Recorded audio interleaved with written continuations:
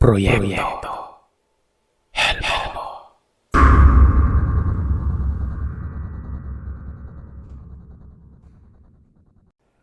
Tawagin niyo na lamang ako sa pangalang Arnulfo. Pero Dulfo ang tawag sa akin ng karamihan. At naninirahan dito sa isang baryo sa lalawigan ng Masbate. Itong kwentong ibabahagi ko sa inyo ay nangyari ito noong mga panahong kasagsagan pa lamang ng mga problemang sunod-sunod na dumarating sa buhay ng aking pamilya. Tandang-tanda ko pa, taong 1979, nang mangyari ang karanasan. Na mga panahong ito ay tanging paghahasa lamang ng mga itak, gunting at iba pang mga matatalas na kagamitan ang hanap buhay ng aking ama. Kapag wala akong pasok sa eskwelahan, paminsan-minsan ay sumasama ako sa kanya para makatulong kahit papano. Gustuin ko man noon na lumiban sa eskwelahan para sumama sa aking ama. Hindi siya pumapayag. Matigas niyang kabilin-bilinan sa aking mag-aral na mabuti at magsipag nun. Dahil yun lamang ang tanging maipapamana niya sa aming magkakapatid. Dahil wala siyang kalupaan o negosyo na maiiwan sa amin kapag nawala na silang dalawa ng aking ina. Kaya hanggat kaya niya kaming itaguyod sa pag-aaral, ay mag-aral kaming mabuti ng mga kapatid ko. Isipin na lamang umano namin ang ibang mga kabataang gustong-gustong mag-aral pero hindi nakakapag-aral dahil sa hirap ng buhay. Kung hindi niyo kasi na itatanong, Sir Seth, noong mga panahong yon, ay talagang masasabi kong sobrang hirap ang naranasan ng buhay namin. Dahil kung minsan, talbos ng kamote lamang ang aming hapunan. Kung minsan naman ay saging o kaya'y kamote. Pero kapag nakakaluwag-luwag naman, mais na bigas ang pagkain na pinarisan ng isdang bagoong. Ganoon palagi ang senaryo ng buhay namin, lalo na kapag uuwing walang kinikita ang aking ama. Pero kahit ganoon man ang aming naranasan, ay hangang-hanga ako sa mga magulang ko. Pilit silang nagsusumikap para lamang maibigay ang mga pangangailangan namin. Pangarap nila makapagtapos kami ng pag-aaral para hindi umano kami magaya sa kanilang dalawa. Isang kahig, isang tuka. Dumating ang pagkakataon na talagang sumubok sa tibay ng aming pamilya. Nagulantang na lamang kaming lahat nang biglang sunod-sunod na kumalabog ang pintuan ng bahay. "Anak, buksan mo at baka si tatay mo na yan." Utos sa akin ng aking ina. "Sige po, Nay. Grabe naman kung makakatok si tatay. Kulang na lang sirain niyo yung pintuan ah." Wika ako habang naglalakad papalapit sa pintuan nun. Nung buksan ko ang pintuan, ay bumungad sa harapan ko ang humahangos naming kapitbahay na si Mang Berting. "Dulfo, ang nanay mo." "Nandito po. Bakit po, Mang Berting? May kailangan po ba kayo kay nanay?" Tanong ko sa kanya. Nagmamadaling inutos niya sa aking tawagin ko umano ang aking ina dahil may importante siyang sasabihin. Nagtataka man ay tinawag ko si nanay na nasa kusina at sinabing hinahanap siya ni Mang Berting. "O parang Berting, bakit napasugod ka dito sa bahay? Gabing-gabi na." "Mare, si pare." Utal-utal na wika nang namumutlang si Mang Berting noon. "Bakit pare? Anong nangyari sa asawa ko?" Nagulat ako nang sabihin ni Mang Berting na isinugod sa pagamutan ng aking ama. Sinabi pa nitong may nakakita sa aking amang nakahandusay sa kalsada at duguan. Kaagad na nagmadaling lumabas ang aking ina at sinabihan niya si Mang Berting na samahan siya sa kung saang pagamutan dinala ang aking ama nun. "Nay, sama po ako." Tawag ko sa aking ina at nagmadali nang lumabas ng bahay. Sinabi niya sa aking wag na raw akong sumama sa kanya. Bantayan ko na lamang ang mga kapatid ko at sabihin ko sa panganay kong kapatid na si Ate Myla kung saan siya nagbunta. Noon ngang makaalis ang aking ina at si Mang Berting, napakunot ang aking noo at tiningnang maigi ang nasipat kong bulto ng isang matandang babae sa labas ng bakuran namin. Nakatayo yun malapit sa may puno habang nakatingin sa gawi ko. Hindi ko masyadong maaninagan ng kanyang muka dahil nasa parting madilim at hindi nasisinagan ng sinag ng buwan sa kalangitan ang kinatatayuan ng matandang yon. Sa hindi malamang dahilan, nakaramdam ako ng takot. Nagtayuan ng mga balahibo ko sa batok. Maya-maya pa ay nakita kong dahan-dahang naglakad ang matanda papalapit sa bakuran ng bahay namin. Panay ang kahol ng alaga naming aso noon. Nasa labas ng pintuan at para bang may kinatatakutan ito dahil sa kumakawag-kawag ang buntot na animoy na bahag. Habang nakaharap sa matandang naglalakad papalapit sa bakuran ng bahay ang asong yon, nagmamadali naman akong tinawag ang alaga naming aso na yon at pinapasok ito't isinara ang pintuan ng bahay. Sobrang lakas na ng pagkabog ng aking dibdib sa hindi mawaring dahilan. Anong meron sa matandang yon? Bakit kinakabahan ako ng ganito? Bagya kong tinapik ang dibdib ko noon. Maya-maya pa ay nakarinig na ako ng mahihinang tunog ng pato at parang nagpapaikot-ikot yun sa labas ng bahay. Kinilabutan na ako ng mga sandaling yon dahil sa edad na 16 na taong gulang ay noon pa lamang ako nakarinig ng ganoong klaseng huni. Mas lalo pa akong natakot sa isiping wala namang may nag-aalaga ng pato o bibi ng mga kapitbahay namin. Pero bakit kaya ako nakakarinig ng mahihinang tunog ng pato? Hindi na to maganda. Sambit ko sa aking isipan at nagmamadali ng pinapasok sa loob ng kwarto ang tatlo kong mga kapatid at sinabihang huwag silang lumabas ng kwarto anuman ang mangyari noon. Matapos kong iniwan sa silid ang mga kapatid ko, ay nagmamadali akong bumalik sa kusina. Kinuha ang itak na nakasugpit sa dingding ng bahay. Sige lang, alam kong hindi ka pangkaraniwang hayop. Subukan mo lang talagang pumasok dito sa bahay. Sisiguraduhin ko sa iyong dila mo lang ang walang latay hayop ka. Sambit ko sa isip ko noon. Naririnig ko rin ang malakas na paghampas ng mga sanga ng puno sa bubungan ng bahay namin.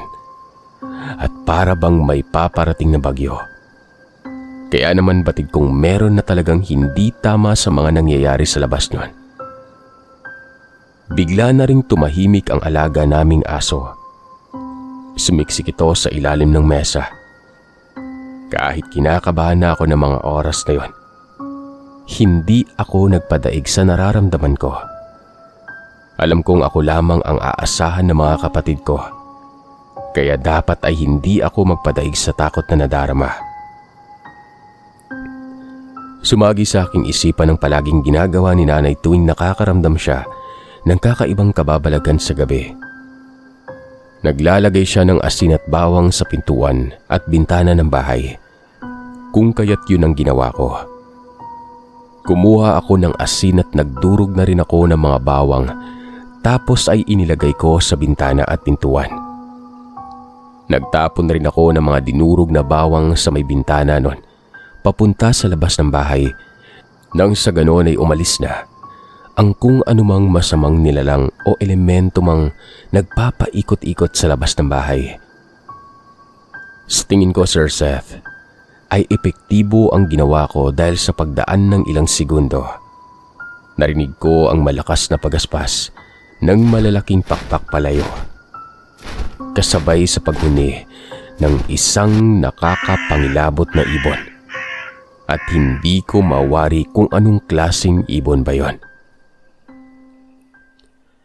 Kinabukasan na nang makauwi ang aking ina. Nakita kong kasama niya si tatay. Maraming benda na nakabalot sa katawan niya. Kaya labis-labis ang pag-aalalang tinanong ko kung ano ang nangyari sa kanya. Sa mahinang boses ay sinabi niya sa akin, tinambangan umano siya ng mga kakaibang nilalang sa liblib na daan.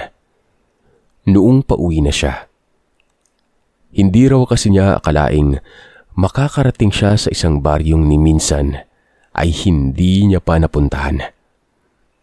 Anya pa, nakatago umano yon. At kung hindi mo pa titingnang maigi ang maliit na daanan, ay aakalain mong wala na yung karugtong. Dahil medyo natatabunan na yun ng mga mayayabong na damuhan. Nakatagong baryo? Sambit ko. Oo anak, isang nakatagong baryo ang napuntahan ko. Sa pag-aakala kong may magpapahasa ng mga itak o kutsilyo man sa baryong yon. Kaya naglakas loob ako na pasukin ang lugar at naghanap ng magiging customer. Kaya lang, may nasagi akong matandang babae at galit na galit yung dinuro-duro ako at pinagbantaan. Sambit ni tatay. Napakunot noo ako at tinanong si tatay kung ano ang koneksyon ng matandang babae doon sa mga nilalang na tumambang sa kanya sa daan. Saglit na napangiwi ang aking ama dahil sa sakit na nararamdaman nun. Tapos ay umayo siya sa pagkakahiga sa mahabang upuan at itinuloy ang pagkikwento. Saad pa ng aking ama mga kagiliw. Matapos nga niyang masagi ang matanda at umalis ay galit na galit ito. Nagdagsaan na umano ang mga taong nagpapahasa sa kanya kaya naman inaabot na siya ng dilim bago pa man makalabas sa nakatagong baryo na yon. Hindi pa man siya nakakalayo ay natanaw niya ang matandang babae at para bang nag-aabang ito sa tabi ng daanan. Bago pa man siya tuluyang makalapit dito, ay nakita niya ang pag-iba ng anyo nito. Bigla itong naging bruha at walang pag-alinlangang sinugod siya. Dahil sa hindi siya naging handa sa maaring mangyari nun, tumilapon siya mula sa bisikletang sakay-sakay niya at pagkabagsak niya sa lupa. Mabilis na siyang dinumog ng bruhang nilalang na yon at walang tigil na pinagkakalmot. Matapos magkwento ang aking ama ay sumabat ang aking ina't nagwikang pinapagpapahinga raw muna ng ilang araw ang aking ama ng doktor na sumuri dito dahil malalalim umano ang mga sugat na natamo niya. Kapag pinilit pa ni tatay na magtrabaho ay baka hindi ito kaagad gumaling. At kung mamalasin ay baka abutin ng ilang linggo kapag pipilitin niyang magtrabaho. Hindi ko na alam kung ano ang gagawin ko anak. Nagastos ko na yung konting perang naipon ko. May utang pa ako kay paring Berting. Malaki-laki yung binayaran ko sa pagpapagamot ng ama mo. Malungkot na wika ni nanay. Nay, ako na lang muna yung bahalang magtrabaho habang nagpapagaling pa si tatay. Pagpipresentang wika ko sa aking ina. Nagulat naman ang aking ina at nagtanong kung ano naman umano ang trabahong gagawin ko noon. Kung binabalak ko umanong huminto sa pag-aaral para magtrabaho na lamang. Yun ay wag na wag ko umanong gagawin. Dahil ilang buwan na lamang ay matatapos na rin ako sa sekundarya noon. Sinabi ko na hindi naman ako hihinto. Pero tinanong niya na may pagbuntong hininga na lumukot ang mukha kung ano ang trabahong binabala kong gawin noon. Sabi ko sa kanya ako na ang pansamantalang munang papalit sa ginagawang trabaho ni tatay. Pupunta sa iba't ibang baryo para maghasa ng mga matutulis na bagay. Sigurado ka bang kaya mo anak ng trabahong yan? Nang hindi mo kasama yung ama mo? Tanong niya. Tumango ako at sinabi sa kanya na kayang-kaya kong mag-isa. Malaki na ako at wag na niya akong alalahanin pa. Hindi naman sa ganon. Nag-aalala lang ako dahil baka mamaya magaya ka sa tatay mo. Hindi naman po ako magpapaabot ng gabi na Pangako po. Sinabi naman ng aking ama sa aking inang hayaan na lamang raw ako. Basta't iwasan ko na lamang ang magawi sa sinasabi niyang nakatagong baryo. Matapos ko ngang mapapayag ang aking ina, ay inayos ko na ang bisikletang gamit-gamit ng aking ama sa paghahanap buhay niya. Nasira yun nung makasagupa niya ang matandang aswang. Sa paglipas ng mga araw ay may mga gabing nakakakita ako ng matandang babaeng nakatayo sa tapat ng bahay namin. Ilang minuto rin yung nakatayo lamang habang nagmamasid-masid at may hinahanap. Noong lumabas ako para lapitan ng matanda at tanungin kung ano ang kailangan niya, iika-ika at nagmamadali yung maglakad palayo. Sinubukan ko pang habulin ang matanda pero sadyang napakabilis ng maglakad. Naitanong ko pa sa aking isipan kung sino ang matandang yon at bakit palagi ko siyang nakikita sa labas ng bahay tuwing magtatakip silim na o kaya naman ay gabi na. Minsan ay sinabi ko sa aking ina ang tungkol sa matandang babae na napapansin kong palaging nasa labas ng bahay. Tinanong ko siya kung may kakilala ba siyang matandang babaeng taga-ibang baryo nun. Dahil alam kong hindi nakatira ang matandang yon sa baryo namin. Dahil halos lahat ng naninirahan sa baryo, kilala ko at tandang-tanda ko ang mga mukha. Sinabi naman ng aking inang wala siyang kakilalang matanda na naninirahan sa ibang baryo. Parang hindi ko naman raw siya kilala. Alam ko naman umano na hindi siya palalabas ng bahay para makipagtsismisan o makipagkaibigan. Kaya't malabong magkaroon siya ng kakilalang taga-ibang lugar na matanda. Ikaw talagang bata ka. Baka naman nagpapahinga lang yung matanda dyan sa labas. O baka naman may pinupuntahan siya dun sa dulong baryo. Huwag mo nang pansinin yon. Saway pa sa akin ng aking ina. Napapaisip naman ako dahil napaka-imposible namang halos tuwing hapon ay dumadaan ang matandang yon at humihinto sa harapan ng bahay namin. Ano yun? Paborito niyang pahingaan ang harapan ng bahay namin? Simula nga noong pagsabihan ako ng aking inang hayaan ko na lamang ang matanda at huwag nang pansinin pa. Hindi ko na muling nakita pa yun sa labas ng bahay namin tuwing gabi o magtatakip silim. Araw ng Sabado, habang nag-aayos ako ng mga kagamitan, ay lumapit sa akin ang aking ina at iniabot ang baon kong pagkain. Anak, aga-agaan mo yung pag-uwi mo ha. Alam mo namang delikado na yung panahon natin ngayon. Kita mo naman yung nangyari sa tatay mo. Bilin niya. Dagdag niya pang wika ay hindi baling konti na lamang ang kikitain ko. Basta't ligtas lamang akong nakakauwi. Aani naman ang malaking kinikita kung mapapahamak naman ako, diba? Nakaraang araw lamang kasi ay may nababalitaan na naman siyang lalaking tinambangan umano ng aswang. Mabuti na lamang at nakatakbo ang lalaking yon, kung kaya't hindi ito napuruhan. Mahirap na ngayong buhay. Marami pang mga kababalagang nangyayari. Kaya ikaw anak, mag-iingat ka palagi sa pupuntahan mong mga lugar. Mahirap na't baka mapahamak ka pa. Paano na lamang kami ng ama mo? O na po nay, alam ko naman po yan. Huwag kayong mag-alala dahil mag-iingat naman ako palagi. Pagkatapos ay nagpaalam na akong aalis na dahil baka tanghaliin na sa daan. Tuwing araw ng Sabado at Linggo lamang kasi ako makakapagtrabaho kaya't kailangang maaga pa lamang ay lalarga na ako para makarami ng kita. Makalipas ngang ilang sandali ay binabagtas ko na ang daanan patungo sa ibang baryo. Habang nagpepedal ako lulan ng bisikleta, panay naman ang pagsigaw ko kung may magpapahasa ba ng kutsilyo o itak. Sa bawat bahay na madadaanan ko, nagtatanong ako kung may ipapahasa ba silang itak nun. Minsan pa nga ay dinadaan ko na lamang sa pakikipagbiruan at kwentuhan sa mga taong madadaanan ko para lamang makapagpahasa ng itak at sa gayon ay kumita ako.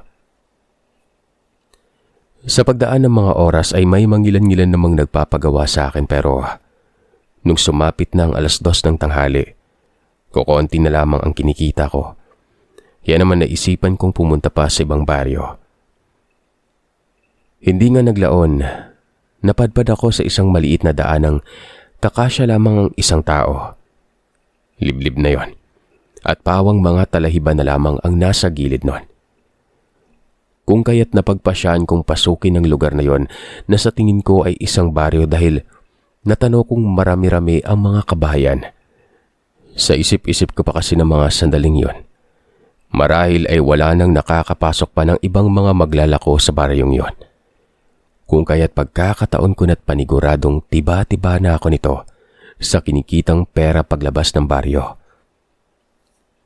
Dahil sa pagkakagalak na pasukin ang lugar, ay nawaglit sa aking isipan ang kabilin-bilinan ng aking ama tungkol sa nakatagong baryo. Sana naman maraming magpapahasa ng mga kagamitan sa baryong to. Bulong ko sa sarili ko. Napadasal na lamang na sana ay malaki-laki ang kikitain ko dahil 2 araw lamang akong magtatrabaho nun. Dahil sa araw ng Lunes hanggang Biyernes ay may pasok ako sa eskwelahan. 2 araw lamang ang bakanting araw ko para magtrabaho. Kaya dapat ay lubos-lubusin ko na para kahit papano ay hindi kami kakapusin sa pang-araw-araw at hindi mapipilitang magtrabaho ang aking ama. Habang nagpapadyak nga ako ng bisikleta, ay matamang inilibot ko ang aking paningin sa bawat gilid ng daang madadaanan. Makalipas ang ilang minuto ay narating ko na ang bungad ng baryo. Agaran na akong bumaba sa bisikleta. Marahang naglakad habang sumisigaw kung may magpapahasa ba ng mga kagamitan. Nang sa gayon ay hindi agad ako makalayo kung sakali mang may magpapagawa nga. Bakit parang nakakatakot naman yung lugar na to? Tanong ko pa sa isipan ko. Dahil habang naglalakad ako papasok ay wala man lamang akong nakikitang mga kabataang naglalaro sa labas ng bahay o kaya naman ay mga tsismosang tambay o mga lasenggerong naglalaklak ng inumin sa gilid ng daan. Sa ibang sityo, purok o baryong nadadaanan ko, pangkaraniwan na ang mga ganoong senaryo tuwing araw ng Sabado at Linggo. Pero ang baryong pinasok ko ng mga sandaling yon ay ibang-iba sa baryong napupuntahan ko. Dinaig pa ang sementeryo sa sobrang tahimik. Maya-maya pa, sa 5 bahay na nadaanan ko ay may lumabas na lalaking tinanong ako kung magkano ang bayad sa pagpapahasa ng itak. Nang sinabi ko sa kanya yung presyo, sandali itong pumasok sa loob ng bahay at pagkalabas nga niya ay may bitbit na tong itak. Mabuti naman at nagawi ka dito, iho. Alam mo kasi, ilang linggo nang hindi nahasa tong itak ko, kaya masyado nang mapurol. Wika ng lalaki habang iniaabot ang itak sa akin nun. Ganun ho ba? Hayaan niyo at palagi na ako magagawi rito sa baryo niyo. Para naman magkaroon na rin ako ng mga suki. Tugon ko sa lalaki at inumpisan na nga ang paghahasa nun. Nagsalita naman ang lalaki at nagwikang simula sa araw na yon ay magiging suki ko na siya. Dahil sa akin na umano siya magpapahasa ng itak at hindi na umano siya mag-aabala pang pumunta sa bayan para lamang sadyain ang pagpapahasa ng itak. Basta't dalasan ko na lamang umano ang pagpunta sa baryo. Hindi naman nagtagal ay naging abala na ako sa paghahasa nun. Dahil sa unti-unti nang dumarami ang mga taong lumalapit sa kinaroroonan ko para magpahasa. Tuwang-tuwa naman ako ng mga oras na ito dahil sa isip-isip ko ay malaki-laking pera ang mauuwi ko nun at paniguradong matutuwa ang mga magulang ko. Sana naman dalasan mo yung pagpunta dito sa baryo namin, iho. Rinig ko sabi na isa. Wag ko kayong mag-alala. Dadalasan ko po yung pagpunta rito. Masayang tugon ko habang patuloy na nagpapadyak ng bisikleta at hinahasa ang kutsilyo ng matanda.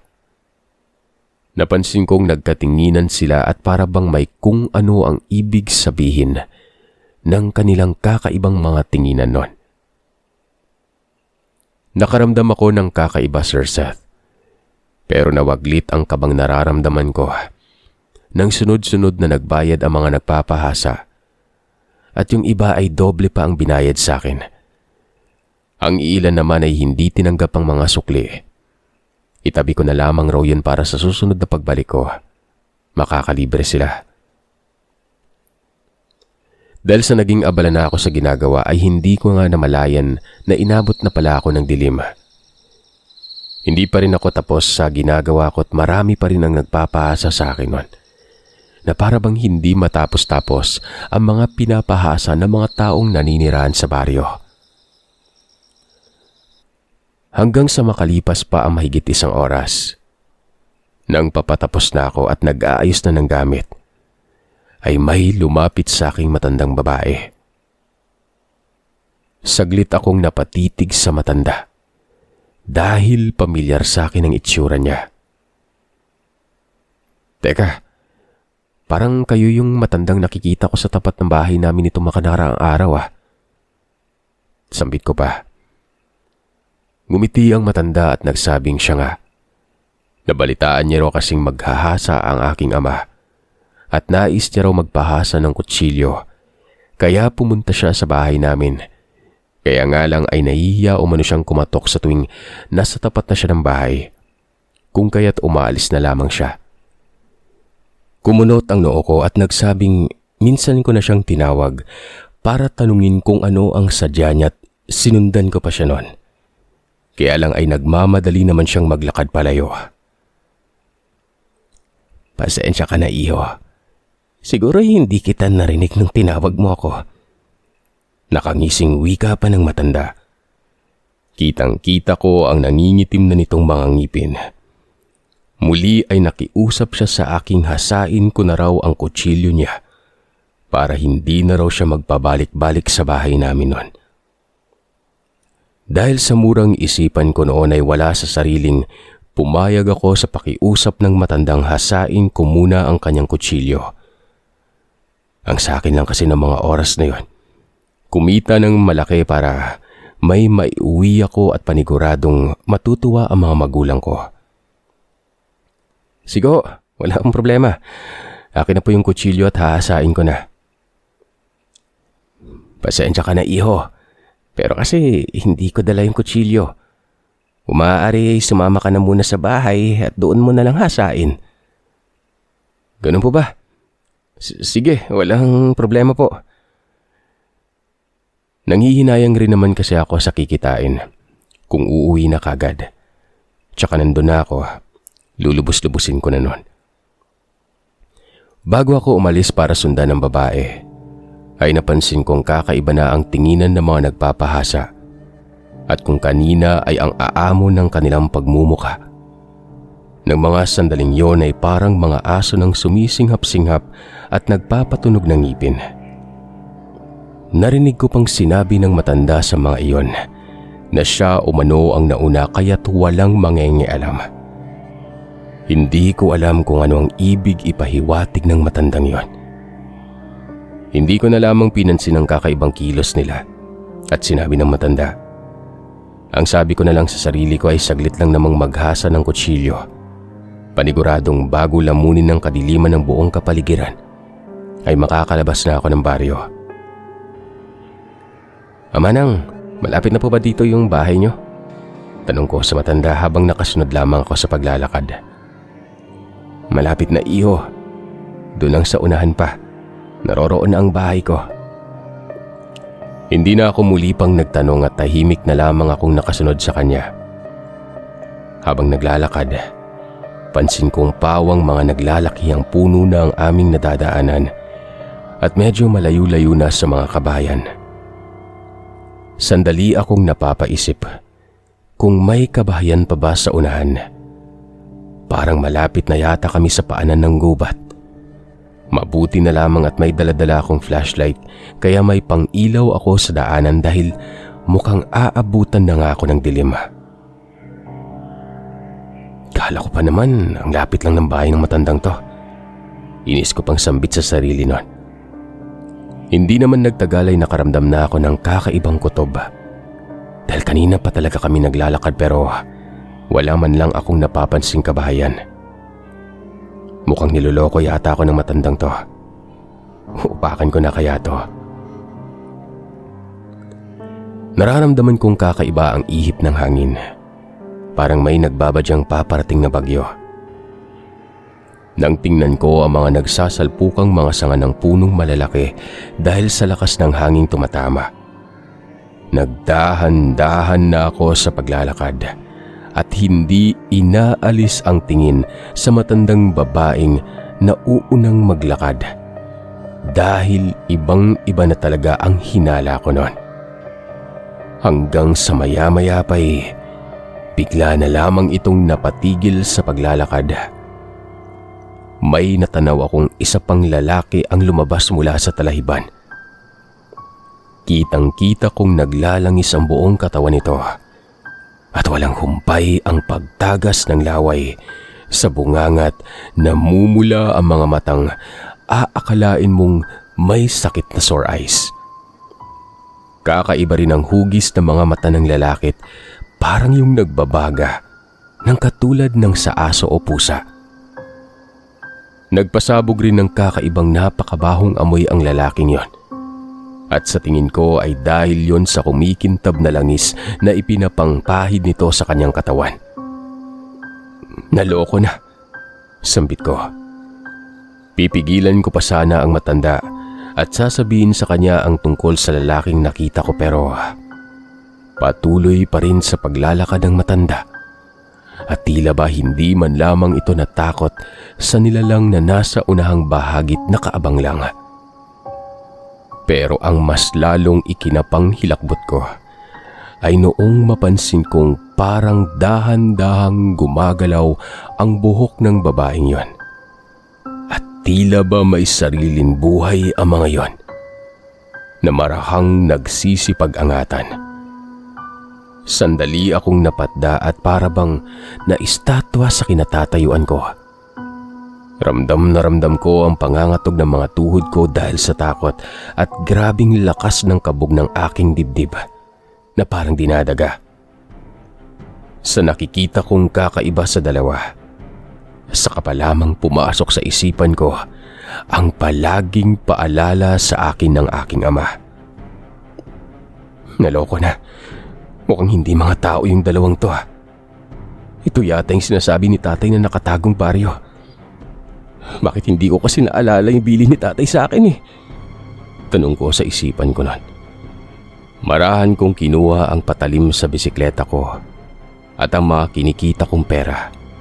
Nilagay ko sa bulsa at isinarang maigi para kahit papano at kung ano man ang mangyari ay hindi ko maiiwan ang mga kinikitang pera nun. Mariin pa rin ang pagkakahawak ko sa kutsilyo dahil batid kong meron talagang hindi magandang mangyayari ng mga oras na yon. Hindi kaya siya yung matandang tinutukoy ni tatay na nakasagupa niya. Mukhang gawain na yata ng mga itong mambiktima. Maya-maya ay gayon na lamang ang pagkagimbal ko nang biglang humarap sa akin ang matanda. Mabilis ako nitong nilapitan.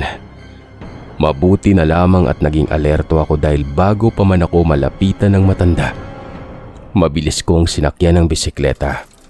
Nagmamadaling magpadyak pabalik sa pinanggalingan ko. Halos todo padyak ang ginagawa ko makalabas lamang sa lugar na yon. Noon ngang makarating ako sa mga kabayan, ay nakita ko pang nakaabang ang mga taong naroroon at parang mga asong nakasunod lamang ng tingin sa akin, na para bang handang lumapa ang mga yon anumang sandali. Napapamura na lamang ako sa isipan ko habang patuloy pa rin sa pagpadyak at tanging lakas ng loob na lamang ang naging baon ko ng mga panahong yon. Dahil kung hindi ko lalakasan ang loob ko at magpapadaig ako sa takot na nararamdaman, tiyak ay magiging hapunan ako't pagpipiestahan ng mga demontres na naninirahan sa nakatagong baryong yon. Kahit doble-doble na ang kabang nararamdaman ko, ay sige pa rin ang padyak ko. Naririnig ko ang mga yabag ng paang humahabol sa akin, maging ang kakilakilabot na huni sa may kawalan. Sige pa, konti na lang, makakalabas na ako dito. Hingal kong sambit sa sarili at napapadasal na lamang ako nun. Hindi nga nagtagal ay tuluyan na akong nakalabas ng baryo. Pero hindi pa man ako nakakalayo ay bigla na lamang akong nahablot ng isa sa kanila at walang habas na pinagkakalmot. Sobrang nakakapanindig balahibo ang wangis ng nilalang na nakasagupa ko noon. Para yung unggoy na nagsisipaghabaan ng mga pangil habang walang humpay ang pagtagas ng laway sa bunganga. Buhaghagang buhok na animoy alambre sa katigasan at kusang gumagalaw yun patungo sa butas ng tenga ko't ilong. Nagsisimula na akong pilit na humihingi ng tulong at nagbabaka sakaling may makarinig sa akin. Mukhang katapusan ko na rin nun. Patuloy pa rin sa pakikipagsagupa sa dalawang nilalang ang katawan ko. Pinagtutulungan na akong pagkakalmutin ng dalawang yon. Mabuti na lamang at nahugot ko ang patalim na nailagay ko sa bulsa ko bago ako sumakay ng bisikleta. Pagkahugot ko ng patalim na yon, saglit na ibinaon ko yun sa lupa para humugot ng lakas. Pagkatapos ay walang pag-aalinlangang sinaksak ang nilalang na nakadagan sa akin nun. Sa isip-isip ko, bahala na kung anong mangyari. Basta't ang mahalaga, kung mapatay man ako ng nilalang na tumambang sa akin ay sisiguraduhin kong isa sa mga ito ang isasama ko sa hukay. Hindi ako papayag na malagutan ng hininga ng walang kalaban-laban at lalong hindi ako papayag na matulad sa aking amang dinala sa pagamutang wala man lamang napuruhan. Sa bawat pagtarak ko ng patalim sa katawan ng kanilalang na yon, ay walang tigil ito sa pag-atungal ng napakalakas. Kung kaya't mas lalo ko pang binilisang pagsasaksakin yon. Mabilis itong umalis sa pagkakadagan. Pero noong akmang itatayo na sana ako, isang nilalang naman ang lumapit sa akin at ibinaon sa binti ko ang mahahabang kuko nito. Pagkatapos ay hinatak ako papasok sa talahiban. Tulong! Tulungan niyo! Parang awa niyo na! Paulit-ulit na sigaw ko habang humihingi ng saklolo. Wala na akong pakialam kung mapuputulan man ako ng litid sa leeg. Basta't ang importante ay may makakarinig sa akin nun. Matulungan ako bago pa man makatay ng mga ito. Maya-maya pa'y may nasipat akong tatlong lalaking nag-uunahang tumatakbo habang may bitbit na itak. Walang hiya kang aswang ka! Bitiwan mo yan! Hindi kami magdadalawang isip na tagain kang hayop ka! Pagbabanta ng isa sa mga lalaking may hawak na itak at nakaamba ng tagainang nilalang. Ang buong akala ko ay bibitawan na ako ng aswang. Pero nagkamali ako sa kadahilanang mas lalo lamang akong kinaladkad ng nilalang papasok sa talahiban nun.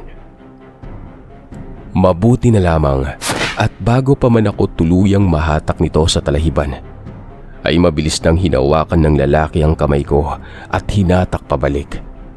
Habang ang isa naman ay inuundayan ng taga ang aswang, kung kaya't hindi naglaon ay nabitawan ako ng nilalang na yon. Napuruhan ng taga ng itak ng lalaki ang aswang, kaya't kumaripas yung ng takbo papasok sa kagubatan. Hindi na nila hinabol pa dahil sa baka may nakaabang pa umanong panganib sa loob ng gubat kapag hahabulin pa ng mga ito ang nilalang na yon. Sa halip ay pinagtulungan na lamang akong akayin ng mga ito papunta sa bahay nila. Nalaman kong magkapatid pala ang tatlong lalaking tumulong sa akin at nang humihingi ako ng tulong ay kasalukuyang papauwi pa lamang sila galing sa bundok. Kung kaya't narinig nila ang pagsigaw ko at agaran na nga nila akong tinulungan. Pagkarating naman sa bahay ng magkapatid ay kaagad na akong ginamot ng kanilang ama. Habang ginagamot ay nagkwento ang ama ng tatlo na ni minsan ay walang nangangahas na pumasok sa nakatagong baryong pinasukan ko. Dahil ang bali-balitang kumakalat sa kanilang lugar ay purong mga aswang ang naninirahan. Pasalamat na lamang umano ako at nagawa ko pang makalabas ng buhay sa baryong yon. Nakaraan lang rin ay may nabalitaan silang tinambangan ng mga aswang doon sa daan kung saan ako kamuntikan ng mapatay na mga yon.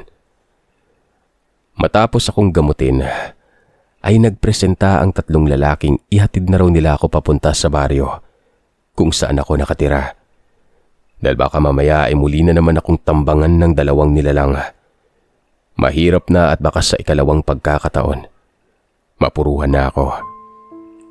Labis-labis naman ang pasasalamat sa mga taong tumulong sa akin, Sir Seth. Dahil kung hindi dahil sa kanila, ay baka napatay na ako ng mga nilalang. Simula nang maranasan ko yon ay hindi na ako pumupunta pa sa mga liblib na lugar. Dahil natatakot na akong muling mangyari pa ang karanasang kailanman ay hindi ko na makakalimutan.